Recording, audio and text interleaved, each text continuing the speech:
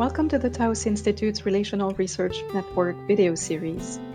In this series, we explore research from a relational perspective. We hear from people working with a relational research process and learn about related values, concepts, and practices. To start, here are some of our ideas. Research from a relational perspective embodies a philosophical and co-creative stance. It is thus not a method per se, but rather a collaborative way of being. Engaging from this perspective entails an ethical responsiveness to a focus of inquiry. Recognizing that reality is created through language and social structures means it can also be recreated. Relational research is a process that is attentive to broader relations and interactions.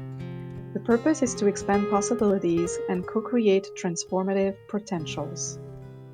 We hope you enjoy the series and invite you to join in the conversation. Ottar Ness, a conversation with Monica Sesma. Relational research, well-being, and social justice. Ottar Ness is a professor and member of the Faculty of Social and Educational Sciences at the Norwegian University of Science and Technology in Norway. Ottar is a family therapist and professor of counseling. His training, research, and policy interests focus on relational welfare and well-being, focusing on citizenship, public value, and social justice. Especially, he is interested in recovery in mental health and substance use. He is also interested in family therapy and relational therapies. He focuses on the theories of science, qualitative research methods, and the use of participatory action research and citizen science methodologies. Hi, Ottar. Welcome to the International Relational Research Series. Thank you, Monica. Yeah. So just for the people that is watching this video, it's okay if we introduce ourselves? Yeah? Absolutely. Yeah. So I will just briefly say that my name is Monica Sesma, and I am part of the International Relational Research Network, and that I am a Taos associate, and welcome. Oh, thanks, Monica. My name is Ottar Ness. I work as a professor of counseling here in Norway, in Trondheim, at the university here, and which is called Norwegian University of Science and Technology, a long name. I'm also a Taos associate, and I'm also very happy and lucky to do my PhD at Taos for 9 years ago, I think. Now, yeah. So Wow. Taos has meant a lot to me, and still means a lot to me. Yeah. Yeah, nice. It's our home. Yes. And so, Ottar, and thank you so much for having this conversation about relational research. So it is okay if I ask you first, and what relational research is to you? What a wonderful question. And it can take us many places. So see what the conversation brings us. For me, relational research is maybe twofold. One thing is my relationship with research at all. I think everything I do is relational. So I kind of feel that I work within relational paradigm. So I look at everything I do from a relational perspective, and then also research as from a relational process. And what I have been doing most with relational research has been more into action research and the relational parts of action research, and looking into how to collaborate with people in the framework of relationships and relational ideas to co-create, I think, more just lives and living conditions towards well-being for people. So relational research for me is the way I collaborate with people towards well-being. Nice. I like that you see relational research influence, relational concepts and research influencing many areas, right? Not only how you do research, but how you relate with people. Yeah. And so, Ottar, I was also thinking, and because I have read your work, And I can see how this definition that you just offered, it is infused in your publications, in how you talk about research and what you do in terms of your projects. As you mentioned that you really like, that is to increase the well-being of people. So I have seen that. And so can you give me some examples of how this relational research and perspective is infused in your work? Yeah, well, where to start? What first starts my PhD project was also an action research project where I wanted to collaborate with colleagues. This was 10, 12 years ago when I was working at the family therapy agency here in Trondheim. And we wanted to see how we as colleagues can learn new ideas together. So we collaborated maybe for a year or so on how and learn on reading stuff together. We were doing role play together. We invited clients into the process of learning. And then we tried to figure out how could we as a group of colleagues or co-therapists co-create a learning environment for or an educational program internally instead of everyone, because we had some experiences that some of people in this agency, we go to conferences or taking further continuing education, for example, and then they shift jobs. So instead we wanted to see how could action research from a relational perspective frame a learning environment, which kind of became my PhD project. Originally, I wanted to look into how the effects of Janella Bird's relational language making approach, how that were affecting couples therapy or couple therapy conversations. That was my original idea. But what happens during the learning process was that it was quite challenging to learn her ideas and practices. So instead, my PhD project turned into the learning process instead. So from that perspective, relational research became a way of co-constructing knowledge, but also changing our practices. And what was most learningful was that we kind of invited the clients as well as co-researchers. So it was quite an important aspect of the research that we showed, for example, videotapes from our clinical conversations back to the clients, and they commented and reflected upon our learning as they were in therapy, which was maybe one of the most important aspects of the co-constructing of research in that part. So that was one example that we used. Nice. So you mentioned that, and one of the ways this shows is because it's transformational for all the people involved and in the project, right? So could you elaborate more with me about that? Like, for example, when you say like everybody's transformed and we can't use that and we can implement that. For example, you were mentioning with your colleagues, right? Like this change the way we are practicing. Can you elaborate more on that? Like, for example, how do you see what you co-created with your colleagues is different from other ways to approach research?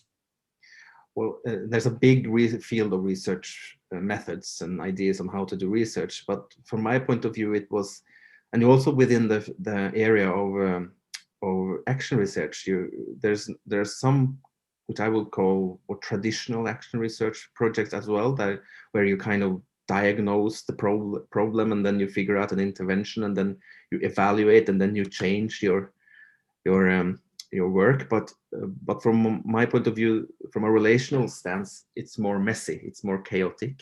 So the way we did it was more that we figure out together that we are researching with instead of on or about people.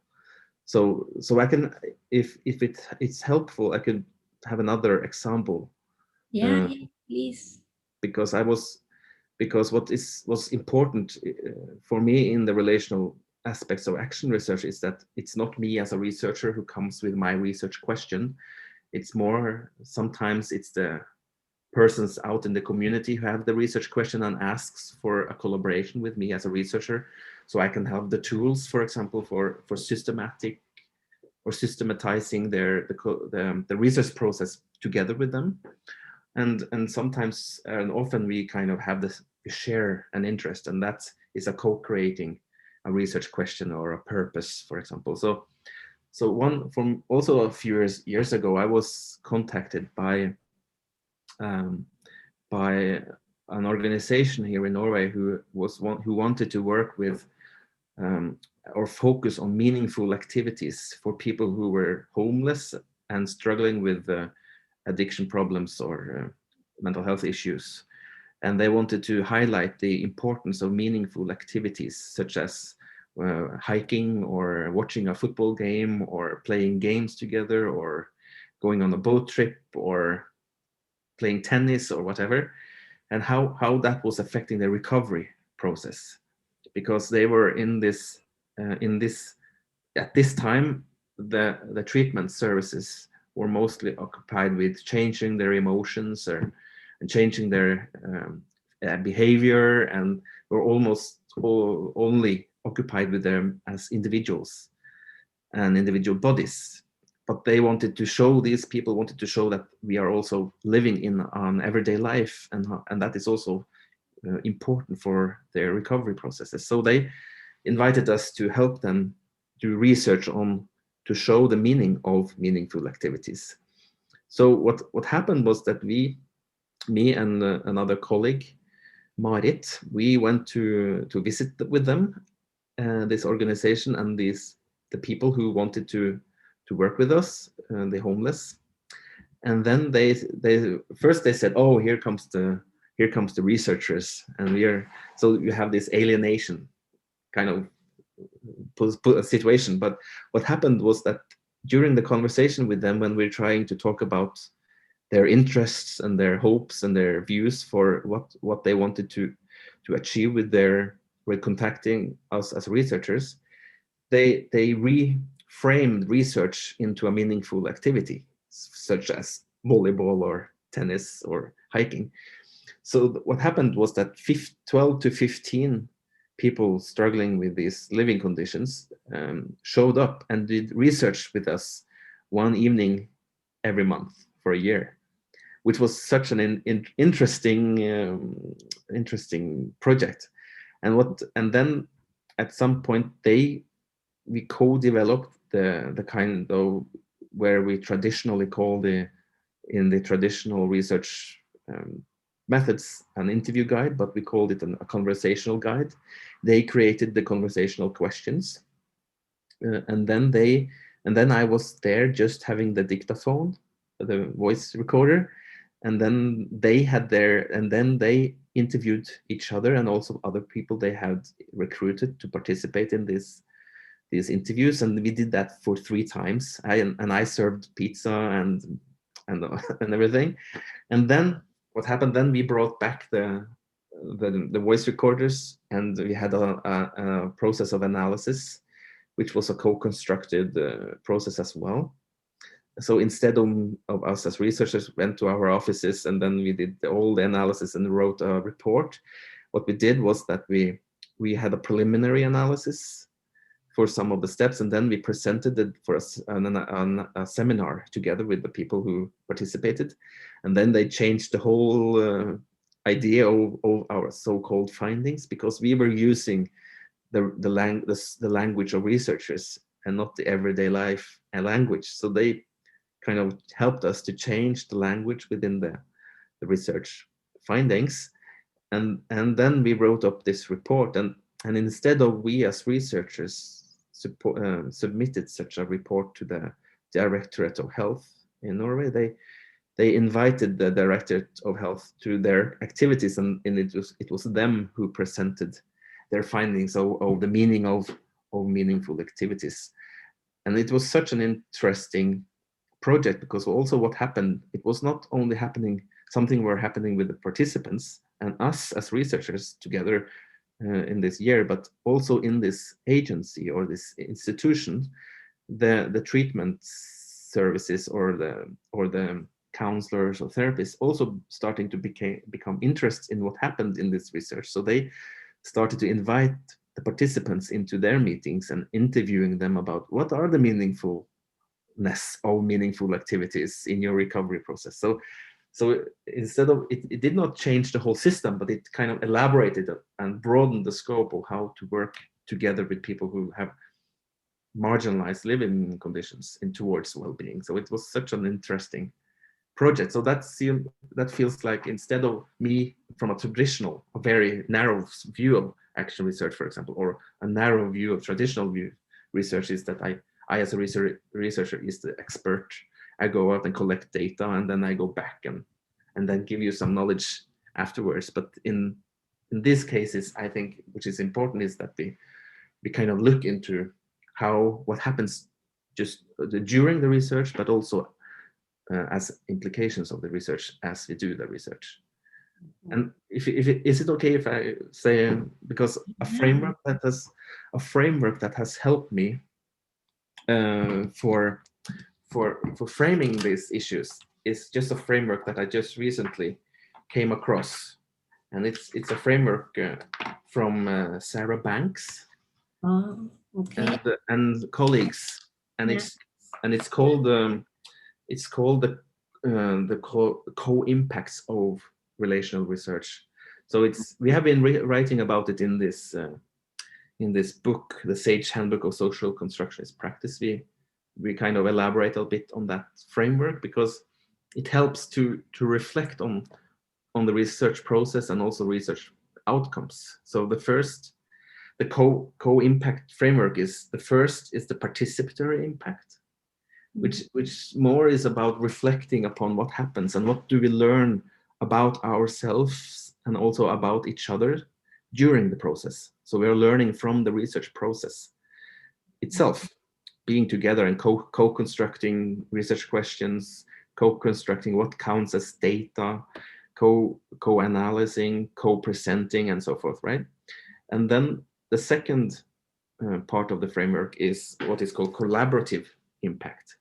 And that is learning from the findings, learning from the outcomes of the research project. So first, you learn from the process together, and then you learn from what actually comes out, or what you co-construct as so-called results or findings from the project.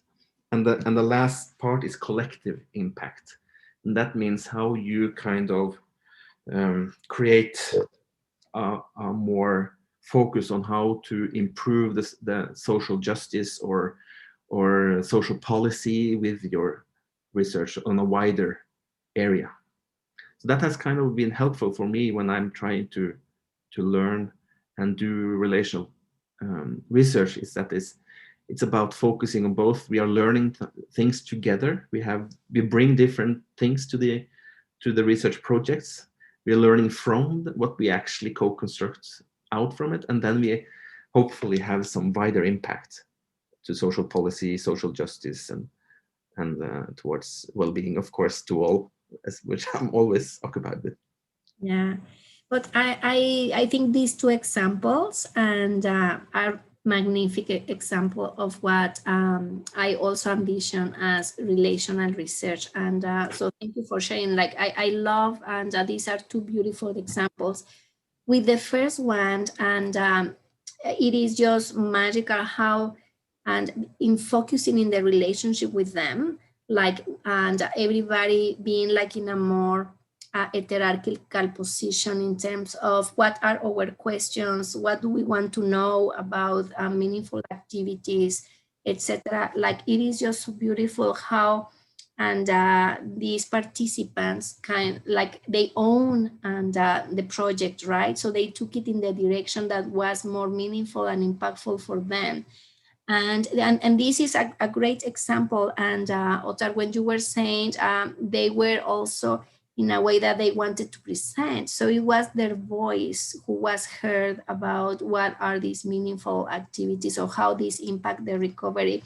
And I found fantastic how they reach out to government and or these other organizations in order to say what they need and what they found and involved in. So it is just not publishing and the research in a paper, which is great, right? But it's also presenting this research to others, right? So it could transcend, something could be done, and it has more like a social impact. Yeah. And when I did also my and a video on relational research, that was one of the pieces that I highlighted too, like how research could change, transform the community, because we are transforming in the process, right? And that is what I thought on your research, like it speaks also to my heart and my way to think about relational research. And so you mentioned, like in the second example, about how is a collective impact with the aim or change either policy or the way the community is relating with each other, or how the people involved is talking and relating with each other, which is fantastic. And so how do you see, and in this collective impact and different from other research that you use or consume that doesn't have this relational approach? And how do you see this difference between relational research creating a collective impact versus other research that just is about describing or informing? How do you see those differences? Oh, that is so a great question. I think, well, from my point of view, the relational research is so anchored in my view of social constructionists' view of language or epistemology of knowledge. So for me, it's almost like it's difficult to see if I could do it otherwise. Anyway, but I kind of think that what is important in relational research is that we create or co-create local knowledge that is useful within that context, that, for example, the community or the research context you are doing the research with or within.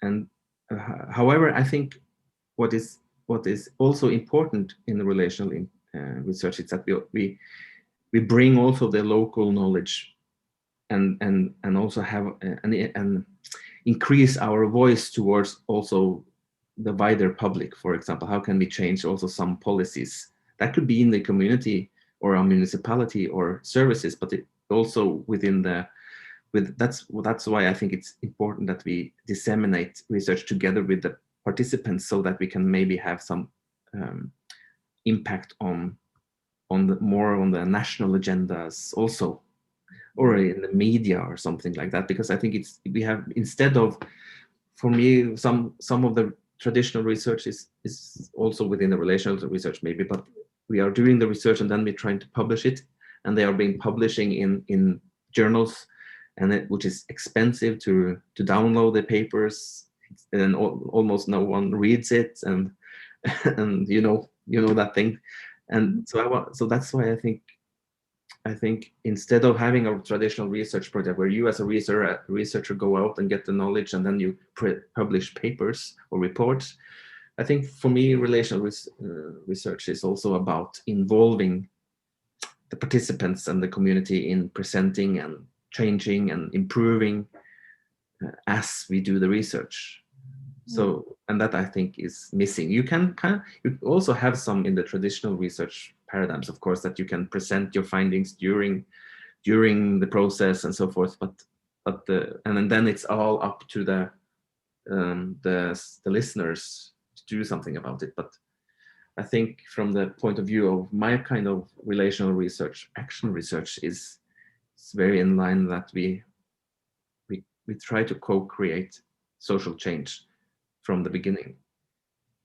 And some may be critical of that, because what happens if you are from another perspective, see that you're going native, you don't see any, you cannot take things for granted, you get involved in people who get you kind of get to like and so forth. Can you be critical to your process and so forth? But my experience has been especially as from a social constructionist point of view, that from my point of view, social constructionist ideas is to be critical to what is taken for granted.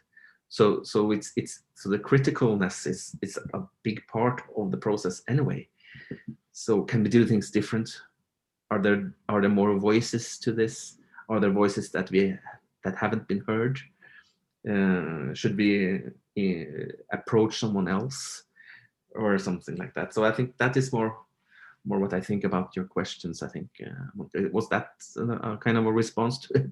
Yeah, no, thank you so much. And I love this emphasis that you put on social change. So, relational research is about, I mean, it's not that social change is targeted, like, social change is the natural outcome of this way of doing research, right? Because you are interested in the people, and the people is participating and is included and heard. So social change is like kind of the natural outcome, right? When you focus on the well-being and the people's perspectives, and all the people involved is perspective are included. And I love this idea of, and when something like this happened, it might change the national agenda. And that is also beautiful and remaining critical. So, Ottar, thank you so much Thank for you. your ideas about relational research with us, and talk to you soon. Thank you very much, and good luck with all your important work. Yeah, thank you, Ottar. Thank you to Ottar Ness and Monica Sesma.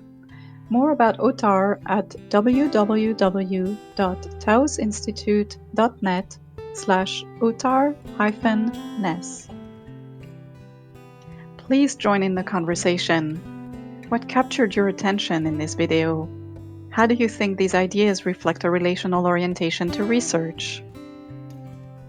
Please leave a comment on this YouTube page or join our community at www.tausinstitute.net/relational-research-network. There you can find a lot more information and resources. We thank the Relational Research Network leadership team for the vision and dedication to making this video series come to life.